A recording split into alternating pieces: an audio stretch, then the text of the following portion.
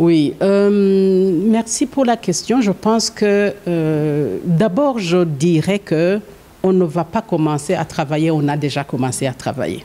Okay? On est déjà dessus. On travaille avec beaucoup de partenaires.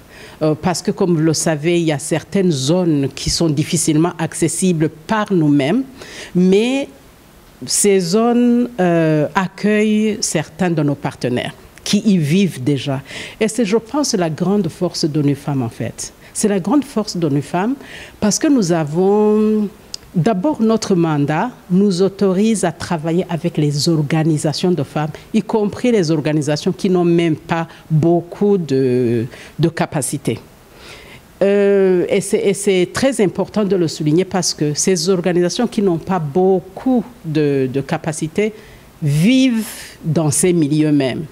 Et donc, ça devient très facile pour elles de travailler avec des femmes survivantes parce qu'elles quittent juste leur habitation pour se retrouver dans l'habitation d'à côté ou pas nécessairement aller dans un centre où on va les reconnaître ou peut-être on peut facilement mettre la main sur elles. Donc, c'est un travail qu'on fait depuis. Nous avons un fonds des femmes pour la paix et l'action humanitaire.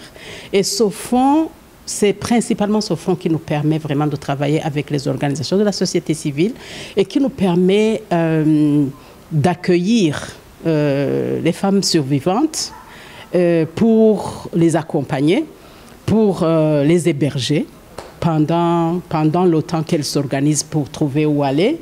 Donc, on a déjà commencé à le faire. Maintenant, 2024, nous entamons un nouveau plan stratégique, je dirais, de 4 ans, 2024-2027. Et dans ce nouveau plan, le volet sur l'élimination des violences faites aux femmes, il est le plus costaud. Il est le plus costaud parce qu'en Haïti, on sait que vraiment, c'est un domaine dans lequel on devra absolument travailler beaucoup et essayer même d'étendre notre zone d'intervention dans d'autres départements. Pourquoi? Parce qu'on voit que les violences s'étendent sur tous les départements. Là où peut-être on a commencé à travailler principalement dans la zone métropolitaine sur la question humanitaire et dans certains départements, on peut se dire Artibonite nous appelle, donc il faut absolument qu'on puisse être en mesure d'aller en Artibonite, qu'on puisse être en mesure de travailler avec beaucoup d'énergie au niveau du plateau central ou dans le nord-est. Donc, c'est ça qu'en termes de projection, on se dit qu'on sera on est bien positionné. Et le travail avec les bailleurs de fonds a commencé déjà pour qu'on puisse mobiliser assez de ressources et être en mesure de soutenir nos femmes. Oui, je dirais qu'on intervient dans tous les départements. Voilà, on est dans tous les départements parce que nos femmes sont dans tous les départements.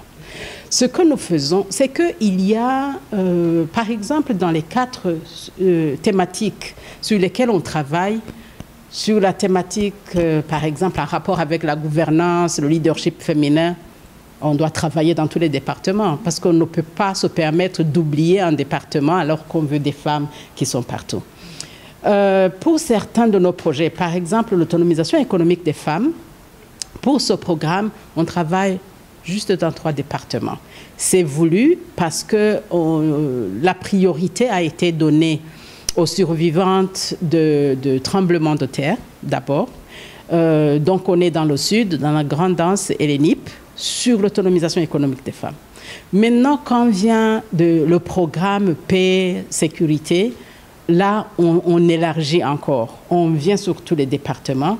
Nos partenaires qui soumettent des propositions pour accueillir les femmes, pour soutenir les activités humanitaires ou les activités des femmes pour la paix, peu importe d'où ils viennent, on accepte leurs projets, qu'elles viennent du nord ou du sud, de l'est ou de l'ouest, on les reçoit et ainsi, ça nous permet de travailler dans ce département.